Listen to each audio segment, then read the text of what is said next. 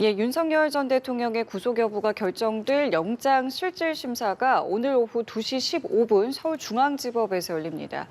윤 전 대통령이 직접 출석해서 혐의 없음을 주장할 것으로 보이는데요. 조은석 특별검사팀과 윤 전 대통령 변호인단의 치열한 법적 공방이 예상되고 있습니다. 네, 윤 전 대통령의 구속 여부 이르면 오늘 밤이나 내일 새벽에 결정될 전망입니다. 관련 내용들 이고은 변호사와 함께 이야기 나눠보겠습니다. 어서 오십시오. 안녕하세요. 예, 안녕하십니까. 말씀드린 것처럼 오늘 윤 전 대통령이 계엄 사태 이후 두 번째 구속영장 심사를 받게 됩니다. 구속 취소로 이제 석방이 된 지 약 넉 달 만인데 이번에도 앞서 지난 1월이었죠. 구속영장 심사 때처럼 윤 전 대통령이 직접 출석을 하게 되는데 이 자리에서도 어떠한 발언을 하게 될지도 관심이 쏠립니다. 좀 어떻게 전망해 볼 수 있을까요? 저는 직접 발언할 가능성이 굉장히 높다라는 생각이 듭니다. 말씀 주신 대로 윤 전 대통령이 이제 구속영장 실질 심사 이 법대에 서는 것이 두 번째입니다. 첫 번째 법대에 섰을 땐 영장 발부된 바 있고요. 이번 두 번째 구속영장 실질 심사는 그 청구 주체가 특검이라는 점, 그리고 이전에 첫 번째에 법정에 섰을 때는 현직 대통령 신분이었지만 현재는 전직 대통령 신분이라는 점, 또 이제 청구한 법원 자체가 이전에 서부지법이었다가 중앙지법이라는 점 등 차이점이 좀 있습니다. 그럼에도 불구하고 윤 전 대통령이 이전에 공수처 수사에서 대응했던 방식과 또 이번 특검 수사에서 보여주고 있는 이 태도에는 큰 차이가 없는 것 같습니다. 이전의 수사 때도 역시 형사사건의 전문가인 만큼 절차적 위법성 등에 대해서 영장 실질심사 등에서 적극적으로 변론한 바 있는데요. 아마 이번에도 자신이 이 사건에 대해 사실관계를 가장 잘 알 뿐만 아니라 26년간 검사 생활을 한 베테랑 검사 출신으로서 이 형사사법의 절차적 위법성에 대해서도 잘 다툴 수 있는 인물이기 때문에 직접 발언을 통해서 범죄 혐의가 소명되지 않는다는 점을 적극적으로 방어할 것으로 보여집니다. 지난번 구속영장 심사 때와 달라진 점도 있을 것 같아요. 차이라고 보면 될 것 같은데 어떤 부분들의 차이가 좀 있을까요? 일단은 당시에 피의자였을 때 신분과 이번의 신분이 좀 다르죠. 그렇죠. 이전에는 전직 대통령이었고 이전에는 현직 대통령이었고 이번에는 전직 대통령 신분으로 이 영장 실질 심사에 서게 됩니다. 또 영장을 청구하는 주체도 달라졌죠. 이번엔 특검이라는 점, 또 이제 영장 실질 심사를 심사하는 법원 자체가 이전에는 서부지법이었는데 이번엔 중앙지법이라는 점, 또 예. 혐의가 이전에 내란수계 혐의로 이제 영장이 발부되었는데 이번에는 특수 공무집행 방해 등의 혐의로 지금 영장 실질 심사를 받게 된다라는 점에서 상당 부분 차이가 있다라고 생각하시면 될 것 같습니다. 예, 앞서 특검팀에서 지난달에 체포영장을 청구를 했다가 기각이 됐습니다. 이번에는 조사를 두 번을 진행을 했고 그 이후에 구속영장을 청구하게 된 건데 앞서 체포영장과 비교했을 때 좀 추가된 혐의라고 해야 될까요? 달라진 부분들도 있을 것 같은데요. 네, 그렇습니다. 이전에 체포영장 한 차례 청구했다 특검에서 기각된 바 있죠. 당시에 적시했던 범죄 사실은요. 1차 체포영장 집행 당시에 경호처를 도건해서 이 특수 공무집행 방해를 했다라는 혐의, 그리고 이 비아폰의 기록을 삭제를 지시했으나 이 경호처 실무진들이 거부했다라는 혐의에 대해서만 영장에 적시가 됐습니다. 그렇지만 이 체포영장이 기각된 이후에 특검에서 수많은 보완 수사를 통해서 결과적으로 이 비상계엄 직전에 국무회의가 있었고 이때 참석하지 못한 국무위원들이 있었다라는 거죠. 이 또한 선별적으로 연락한 것이 아니냐라고 특검에서는 의심하고 있고 이 부분은 당시에 국무회의에 참석하지 못했던 국무위원들의 이 권리 행사에 방해가 되었다. 직권남용 혐의가 추가가 됐습니다. 뿐만 아니라 이 비상계엄 선포 이후에 사후 비상계엄 선포문이 작성됐다가 폐기됐다라는 점도 추가로 인지 수사를 했는데요. 이 부분 관련해서는 허위 공문서 작성이랄지 이 대통령 기록물 관련한 법령 위반이랄지 또 이 직권남용 혐의 등이 추가 인지가 되어서 아마 이 부분에 대해서 치열한 이 법적 공방이 오늘 펼쳐질 것이라 보여집니다. 그러면은 영장 실질 심사 시간도 좀 길어질까요? 어떻게 좀 예상해 보세요? 할 수 있을까요? 네, 저는 굉장히 길어질 것 같습니다. 지금 연합뉴스에서도 계속 보도가 나오듯이 특검에서도 상당 부분 분량의 PPT를 준비했다라고 네네. 하죠. 윤 전 대통령 측에서도 사실 계속해서 장외 여론전을 펼치다가 특검 측에서 영장 청구서를 윤 전 대통령 측 변호인이 제공했다. 유출했다라는 보도가 나온 이후부터는 언론 대응을 하고 있지 않습니다. 대신 오늘 있을 이 구속영장 실질심사의 법리를 강화하고 PPT 등을 준비하는 등 이 법리적 공방을 상당 부분 준비한 것으로 보여지는데요.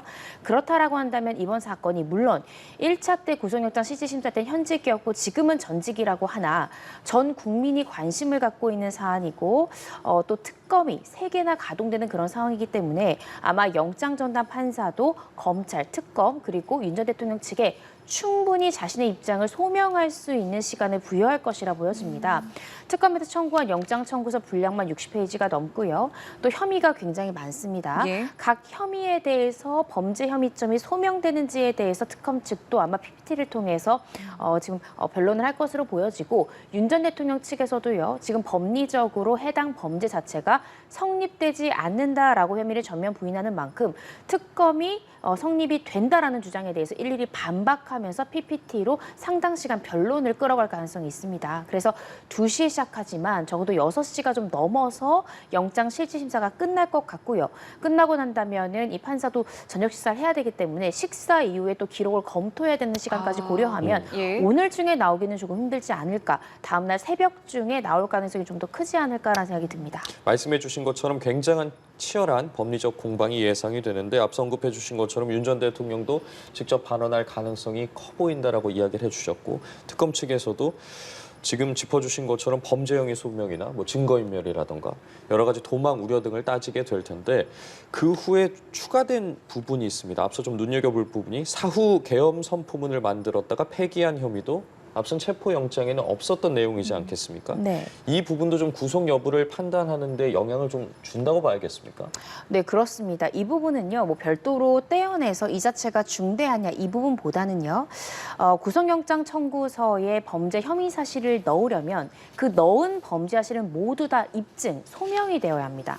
그래서 현재 윤 전 대통령은 구속의 필요성, 그러니까 증거인멸의 우려나 도망의 우려가 없다라는 점도 주목을 하지만 그거보다는 지금 특검에서 이 영장에 적시한 이 범죄 혐의 하나하나가 전혀 입증되지 않는 범죄 사실이다라는 것에 지금 주목하고 변론을 하고 있는 것이거든요. 예. 그래서 말씀 주신 이 사후 문건 관련한 작성과 폐기에 있어서도 윤 전 대통령 측은 수사 과정에서 나는 이 강희구 전 부속실장에게 이러한 문건 작성을 지시한 바가 없다. 그리고 이분은 국방부에서 작성해야 되는 문건인데 대통령실에서 작성했기 때문에 작성 권한이 없는 사람이 작성한 거라서 잘못된 것이니까 폐기하라라고 이야기를 한 것이지 어떤 공영 문서에 대해 내가 손괴하거나 문제를 일으킬 의도가 전혀 없었고 강 실장에게도 지시하거나 폐기 부분에 대해서 적극적으로 내가 관여한 부분이 없다라는 취지로 혐의를 전면 부인하고 있습니다. 그래서 이 부분 관련해서는 결국 강 전 실장의 진술이 굉장히 중요할 것 같은데요. 지금 특검에서는 강 전 실장이 윤 전 대통령 측의 변호사가 입회하기 전에는 지금 특검에서 보고 있는 혐의 내용에 부합하는 진술을 하다가 이후에 이 윤 전 대통령 측의 변호인이 추가 합류를 하면서 배석을 하니까 갑자기 윤 전 대통령이 부인하고 있는 이 취지에 맞는 진술로 변경이 됐다라고 지금 주장을 하고 있습니다. 그런데 이 범죄 혐의 소명과 입증에 있어서는 이 중요 참고인의 진술이 대단히 중요하거든요. 예. 만약에 그러한 수사 방해가 사실이라 한다라고 하면 아마 영장 발부 가능성이 굉장히 높아질 수 있습니다. 그렇다라고 한다면 특검에서는 어떻게 이 부분을 입증할 수 있느냐? 강 전 실장 측의 변호인이 배석하기 전과 후에 조서가 있을 것입니다. 그리고 그 조서를 적을 때는 단순히 문단만 적는 것이 아닙니다. 그때 상황 자체를 묘사할 수 있습니다. 이때 피의자 측에 땡땡땡 변호인이 입회한다. 변호인이 옆에서 귓속말로 이런 조언을 준다라는 등의 그 행동과 모양새 자체를 묘사하면서 조서에 넣을 수가 있거든요.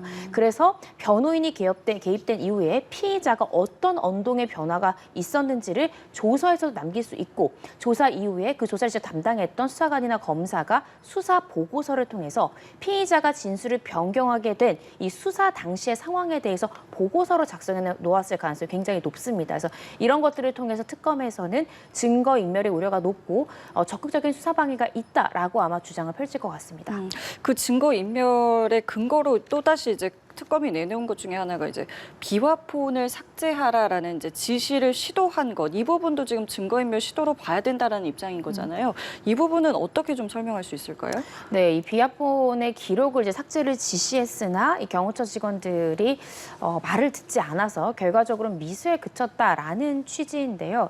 이 부분 관련해서 윤 전 대통령 측의 입장은 당시에 이 직무가 배제가 되었고 당시에 더 이상 관여하지 않은 자들에 대해서는 이 비화폰이라는 것이 국가 기밀이나 보안에 굉장히 필수적인 것인데 비화폰의 취지에 맞아야 되는 것이 아니냐라고 내가 했을 뿐이지 적극적으로 삭제하라까지 내가 이야기한 것은 아니라는 입장이거든요. 예. 그런데 이 부분 관련해서는 예를 들어 지금 삭제를 지시했다라고 지금 이야기가 나오고 있는 것이 뭐 여전사령관의 비화폰 기록이랄지 이런 부분들인데 비화폰을 사용했었던 건 과거인데 이후에 이것이 문제될 것 같아서 삭제를 구체적으로 지시했다면 설사 이것이 성공하지 않는다 하더라도 대통령 신분의 직권을 남용했다라고 볼 만한 여지는 충분히 있다라고 보여집니다. 그래서 이 부분에 대해서도 아마 치열한 법적 공방이 이어질 것 같고요. 지금 윤 전 대통령은 결과적으로 비화폰 기록 삭제가 안 된 거 아니냐, 네. 직원들이 삭제 안 하지 않았느냐, 따라서 이 부분은 범죄가 성립하지 않는다라는 주장이지만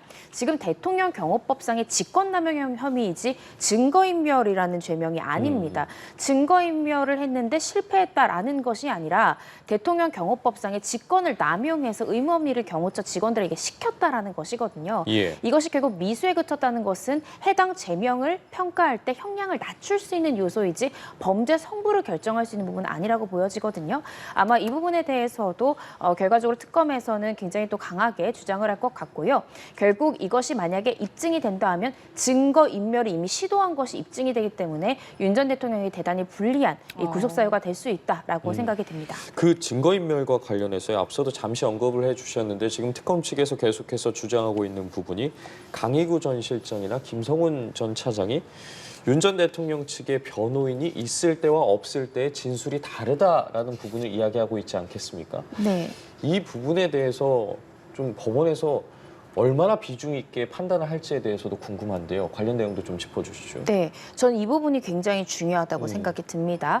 왜냐하면 지금 내란 특검이 출범한 지 얼마 지나지 않았죠. 다른 두 특검과는 달리 전격적으로 지금 강제 수사에 나서는 모양새인데 윤 전 대통령은 이 부분에 대해서 이렇게 또 주장할 수가 있습니다. 내가 지금 현재 출석해야 되는 것이 내란 특검뿐만이 아니다. 그런데 내란 특검이 출범된 지 몇 주가 되지 않았는데 벌써 구속이 되면 다른 두 특검도 내가 출석해야 되는 것이 명약관화한 그런 상황인데 수사의 초반부부터 내가 구속되게 되면 피의자의 방어권에 심각한 지장이 초래될 수 있다라고 주장을 하면서 방어권을 좀 보장해달라라고 주장을 할 수 있습니다. 또 이 부분이 꽤나 설득력이 있게 또 판사가 들을 수 있는 부분이라고 저는 생각이 드는데요. 반면 특검에서는 이렇게 주장을 할 수 있습니다. 만약에 윤 전 대통령 측 변호인들이 수사에 협조적인 모양새를 보이고 법리적으로 부인하는 것까지는 괜찮지만 지금 이 조서에서 보여지듯이 중요 참고인 내지는 공범들의 진술을 윤 전 대통령 측의 변호인을 보내서 진술을 컨트롤하려고 한다면 수사 초반부터 수사가 막히게 되면 더 이상 진척이 불가능하기 때문에 초반부터 이런 가능성 차단해야 된다. 지금 이런 부분으로 아마 법정 공방이 상당히 이루어질 가능성이 굉장히 높다고 생각이 들거든요. 그래서 이런 부분에 대해서 만약 적극적인 수사 방해가 있었다라는 것이 조서랄지 아니면 수사관이 작성한 이 조사 당시에 이 수사 보고서 등으로 입증이 된다면 아마 이 부분에 대해서는 구속의 필요성이 높다라고 판사가 볼 수 있어서 이 부분은 좀 더 지켜봐야 되겠지만 입증이 된다면 구속 가능성 굉장히 올라간다라고 보시면 될 것 같습니다. 자, 그리고 특검팀에서는 지금 주요 내란 피고인들이 지금 다 구속돼 있는 부분과 관련해서 이제 형평성에 어긋난다는 부분도 오늘 강조할 것으로 보이는데 이런 부분도 이제 영장실질심사 결과에 영향을 주는 겁니까? 줄 수 있습니다. 이런 거죠. 예를 들어서 뭐 보이스피싱 범죄를 했다라고 하면 예. 지시하고 대다수의 이익을 가져간 주범은 구속됐다 풀려났는데 밑에 전달책과 어떤 현금 교환책들만 구속이 됐다라는 것은 형평에 맞지 않잖아요. 그런 부분들이 있기 때문에 결과론적으로 지금 내란 혐의만 보더라도 그 내란의 우두머리 혐의를 받고 있는 윤 전 대통령은 불구속 상태이고 그로부터 지시를 받아서 여러 가지 중요 임무 종사를 할지 단순 가담을 했다라고 보여지는 주요 피의자들에 대해서는 구속이 되는 것은 형평에 맞지 받지 않습니다. 물론 오늘 있는 이 영장 실질 심사는요, 내란 혐의가 범죄 사실에 들어있지는 않습니다. 그렇지만 영장을 발부를 할 때는 가장 중요한 건 영장에 적시된 범죄 사실이 얼마나 입증되느냐, 현 시점에서 구속해야 될 필요성이 있느냐가 중요한 부분이지만 또 다른 정황으로 참작할 사유로 이런 부분들도 충분히 고려할 수 있다라고 보여지거든요. 예. 그리고 지금 내란 부분에 있어서도 수괴 혐의를 받는다는 것이 가장 죄질이 중하다라는 것에서 구속이 돼야 마땅하다라는 주장을 할 수도 있지만 또 어떤 부분을 우리가 고민을 해볼 수 있냐면 결과론적으로 수괴의 위치에 있다는 것은 가지고 있는 권한과 직무의 범위 굉장히 넓었고 권한 행사가 가능한 사람의 위치에 있었다는 거잖아요. 그리고 지금 그것을 이용해서 광장 실장이랄지 김성훈 전 차장에 대해서도 어떤 진술을 회유한 것이 아니냐. 라는 것을 굉장히 의심받고 있는 상황이기 때문에 이렇게 직무상 권한이 굉장히 컸고 아직까지도 영향력을 행사할 수 있는 인물을 구속하지 않고서는 하부에 대한 수사가 제대로 이루어질 수 있을까?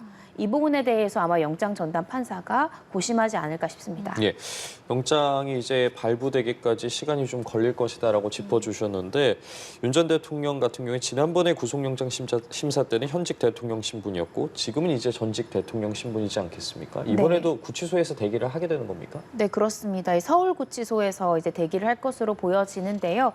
아무래도 이제 법원 청사 내부나 뭐 서울고검에서 대기를 하게 되면 사실은 서울고검 있는 위치가 서울중앙지법이랑 거의 맞닿아 있거든요. 그러면 다수의 다른 사건의 이제 피의자나 피고인들이 재판을 진행하거나 수사를 진행하는 것에 굉장히 어려움이 있을 수 있습니다. 그래서 실질심사가 종료하게 되면 구치소로 이동해서 영장 실질심사 결과를 기다릴 것 같고요. 예, 저희 대담 이어가도록 하겠습니다. 구치소 대기와 관련된 이야기 하고 있었는데요. 계속해서 말씀해 주시죠. 네, 지금 윤 전 대통령이 영장 실질심사가 마친 이후에 어디로 대기할 것인가 서울구치소가 유력하게 거론이 되고 있죠. 지금 나온 언론 보도에 따르면 경찰에서도 서울구치소에 대규모의 경력을 좀 배치해서 지금 윤 전 대통령을 지지하는 또 지지 세력들이 또 그 구치소에 가서 아마 응원의 물결을 보낼 것 같은데 이런 부분들에 대해서 질서 유지나 안전 관리를 하겠다라는 입장입니다. 따라서 영장 실질심사가 끝나고는 서울구치소로 대기를 할 것으로 보여지고요. 이 대기 과정 중에 아마 영장 실질심사 결과를 기다리지 않을까 싶습니다.